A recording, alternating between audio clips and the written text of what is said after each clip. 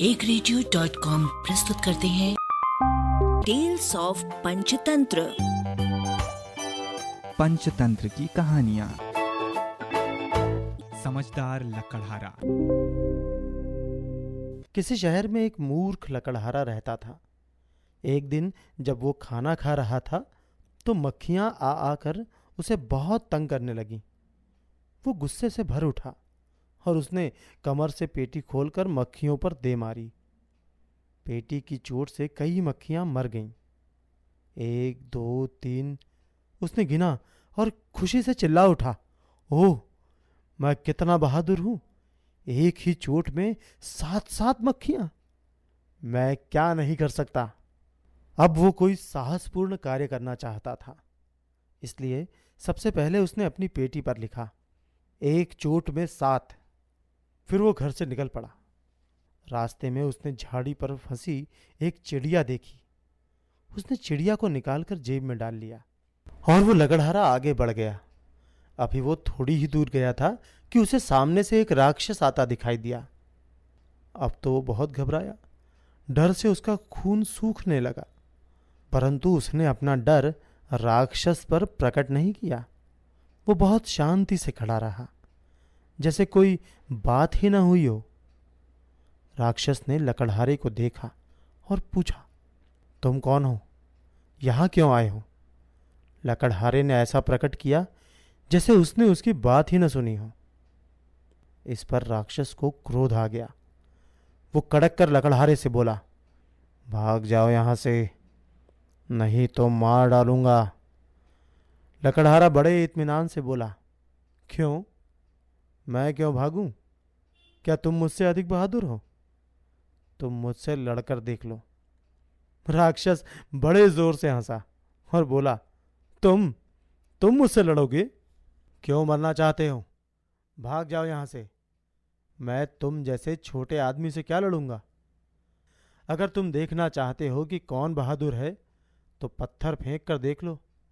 जिसका पत्थर दूर जाए वही अधिक बहादुर है। यह कहकर राक्षस ने जल्दी से एक बड़ा पत्थर उठाया और उसे बहुत दूर फेंक दिया। यह देखकर लकड़हारे ने कहा, तुम्हारा फेंका पत्थर तो फिर धरती पर वापस आ गया है, परंतु मेरा पत्थर कभी वापस नहीं आएगा। लो, ये देखो। यह कहकर लकड़हारे ने एक पत्थर उठाया। उसने उस पत्थर को चतुराई से जेब में रख लिया। उसने जेब में से चिड़िया निकाली और फिर गुलेल द्वारा बड़े जोर से ऊपर की ओर छोड़ी। चिड़िया तेजी से आकाश में उड़ गई। राक्षस ने समझा कि लकड़हारे ने पत्थर इतनी जोर से फेंका है कि वो ऊपर की ओर चला जा रहा है। उसे लगा कि लकड़हारा सचमुच उससे अधिक बहादुर है, परंतु वो अभी यह बात मानना नहीं चाहता था। इसलिए उसने एक पेड़ को उखाड़कर लकड़हारे से कहा, क्या तुम इस पेड़ को उठाकर चल सकते हो? इसमें क्या रखा है? चलो, आगे से तुम उठाओ और पीछे से मैं। लकड़हारा बोला।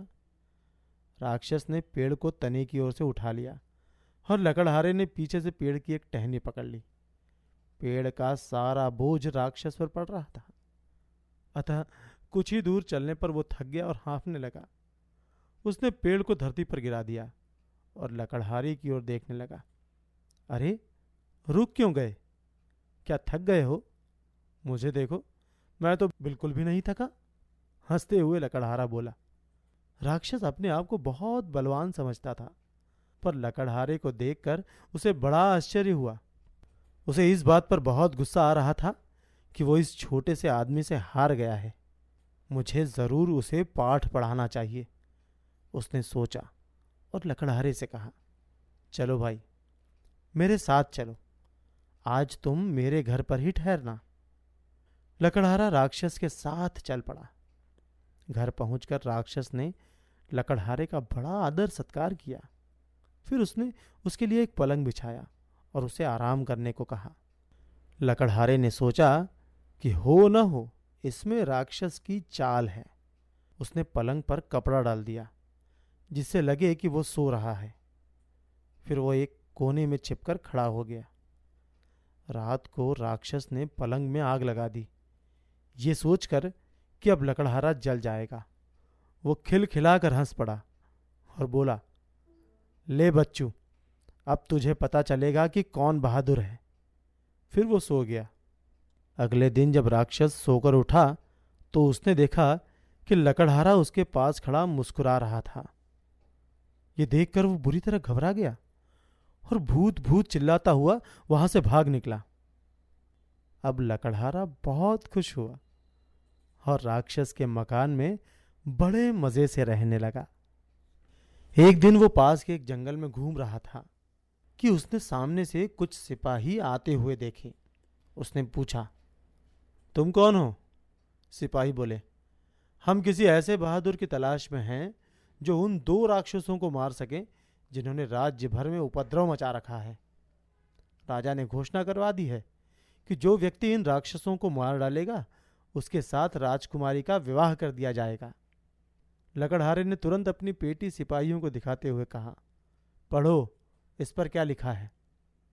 1 चोट में 7। पढ़कर सिपाही दंग रह गए। वे बोले, आप ही जैसे बहादुर व्यक्ति की हमें तलाश थी। चलिए, हमारे साथ चलिए, हम आपको अपने राजा के पास ले चलेंगे।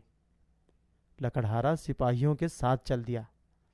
राजा लकड़हारे को देखकर बहुत प्रसन्न हुआ और बोला, यदि तुम उन राक्षसों को मार डालोगे तो राजकुमारी का विवाह तुम्हारे साथ कर दिया जाएगा और आधा राज्य भी तुम्हें दे दिया जाएगा।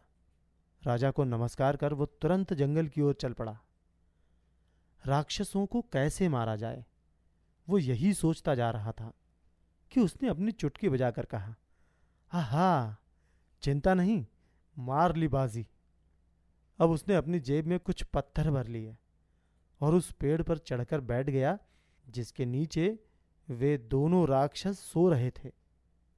थोड़ी देर बाद मौका देखकर उसने एक पत्थर लिया और एक राक्षस के ऊपर दे मारा। पत्थर लगते ही वो हड़बड़ा कर उठा और अपने साथी से बोला, क्यों तंग करते हो, सोने दो ना। थोड़ी देर बाद लकड़हारे ने फिर एक पत्थर जेब से निकाला और इस बार दूसरे राक्षस के ऊपर दे मारा। दूसरा राक्षस हड़बड़ा कर उठ बैठा। उसने पहले राक्षस को झकझोर कर कहा, तंग क्यों कर रहे हो? तंग तुम कर रहे हो या मैं? ये कहकर दूसरे राक्षस को गुस्सा आ गया। अच्छा बताओ, वो पत्थर तुमने क्यों मारा है? वाह, पत्थर तो तुमने मारा है और कहते हो कि पत्थर मैंने मारा है। बातों ही बातों में बात बढ़ गई और दोनों एक दूसरे पर पत्थर बरसाने लगे।